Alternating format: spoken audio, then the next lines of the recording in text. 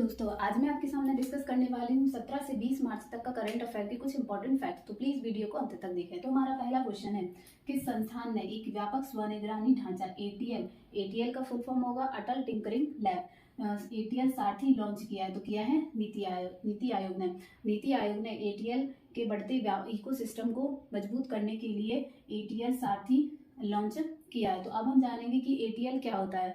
तो एटीएल का मतलब होता है कि अटल इनोवेशन मिशन युवा मन में जिज्ञासा, क्रिएटिविटी और इमेजिनेशंस को बढ़ावा देने के लिए भारत के हर स्कूलों में एटीएल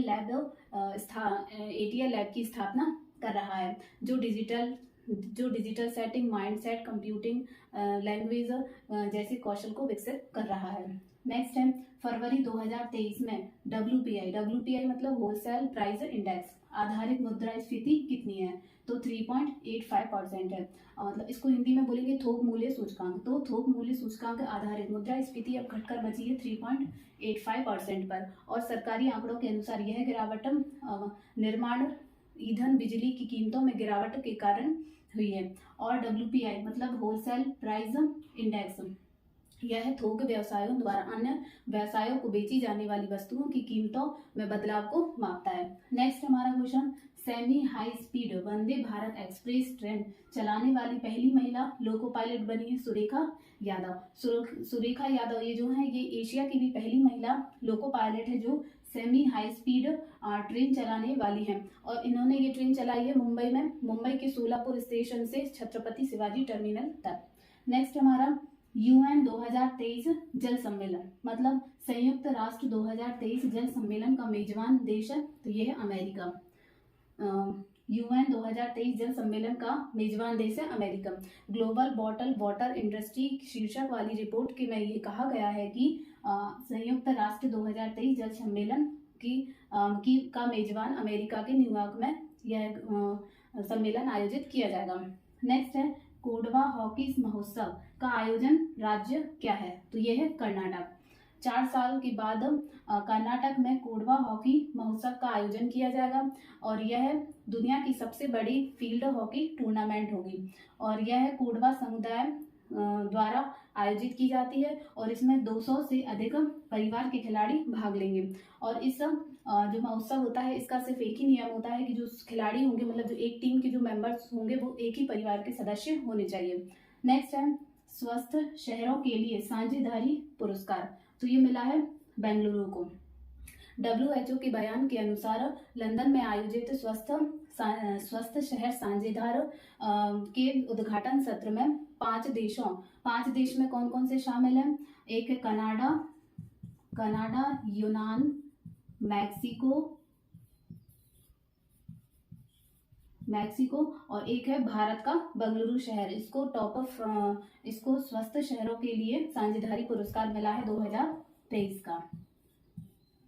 2023 का साझेदारी पुरस्कार मिला है। तो अब हम बात करेंगे WHO के बारे में। WHO वर्ल्ड हेल्थ ऑर्गेनाइजेशन है और इसकी स्थापना हुई थी 7 अप्रैल 1948 को और इसमें कुल 194 सदस्य देश हैं और इसका हेडक्वार्टर है जेनेवा, स्विट्जरलैंड में है। और WHO के महानिदेशक हैं टेड्रोस अधनोम, ये इथोपिया। क्वेश्चन है हमारा, गवर्नर ऑफ द ईयर 2023 पुरस्कार मिला है, तो ये मिला है शक्तिकांत दास को।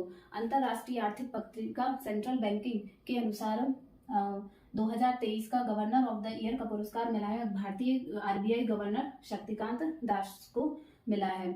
और इससे पहले 2015 में रघुराम राजन को पहली बार इस पुरस्कार से सम्मानित किया जा चुका है। और पत्रिका ने कहा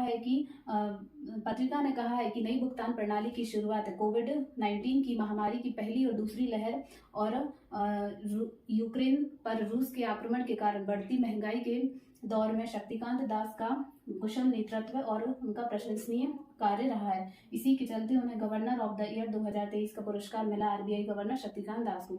ये उड़ीसा के हैं और ये भारत में ये RBI के गवर्नर है। ये 2018 से गवर्नर हैं। नेक्स्ट है हमारा, वायकॉम 18 के ब्रांड एम्बेसडर बने हैं महेंद्र सिंह धोनी। वायकॉम 18 एक कंपनी है, एक कंपनी है और इन्होंने ब्रांड एम्बेसडर महेंद्र सिंह धोनी को बनाया है ताकि डिजिटल स्पोर्ट्स देखने को प्रोत्साहित किया जा सके। अब हम बात करें बायकॉम 18 की। ये कंपनी क्या होती है? बायकॉम 18 एक भारतीय मीडिया कंपनी है जो अधिकतर टीवी डिजिटल मीडिया प्लेटफॉर्म पर कार्यरत होती है और इसके अंतर्गत टीवी चैनल्स, ऑनलाइन मतलब गेमिंग सामग्री, एप्स, एप्लीकेशंस शामिल होते हैं। नेक्स्ट है हमारा, कौन सा देश सबसे कम विकसित देशों की सूची से बाहर हुआ है? तो भूटान देश बाहर हुआ है। तो सबसे कम विकसित देशों की सूची से हाल ही में भूटान देश बाहर हुआ है और मतलब इस देशों की सूची से बाहर होने वाला ये 7वां देश है। तो अब हम बात करें सबसे कम विकसित देशों की सूची के बारे में। तो जो सबसे कम विकसित देशों की सूची, इसकी स्थापना हुई थी 1971 में और संयुक्त राष्ट्र ने उन देशों की पहचान करने के लिए की थी जो सबसे गरीब और कमजोर देश हैं और उनका समर्थन करने के उद्देश्य से इस सूची की स्थापना की गई थी। और इस सूची में कुल 46 देश शामिल है जिनको आय स्तर, मानव विकास सूचकांक और आर्थिक विभिन्नता के आधार पर वर्गीकृत किया है। और भूटान देश है दक्षिण एशिया का एक लैंडलॉक कंट्री है और इसकी राजधानी है थिम्पू। नेक्स्ट है, टीसीएस का नया सीईओ नियुक्त किया गया है। तो उन्हें किया गया है के कृतिवासन को। टीसीएस का full form Tata consultancy services, ये कंपनी है और इसका नए सीईओ बने हैं के कृतिवासन। इनसे पहले सीईओ कौन थे? राजेश गोपीनाथन। टीसीएस कंपनी की स्थापना हुई थी 1968 में हुई थी और इसका हेडक्वार्टर मुंबई में है। ये टाटा समूह का एक हिस्सा है। टीसीएस समूह दूरसंचार, वित्तीय सेवाओं, इंजीनियरिंग, रसायन और कई तरह के उत्पादों को बनाता है। आई होप गाइज ये वीडियो आपको पसंद आया तो प्लीज़ वीडियो को लाइक करें और जो भी नए हैं वो चैनल को सब्सक्राइब करें। Thank you and take care.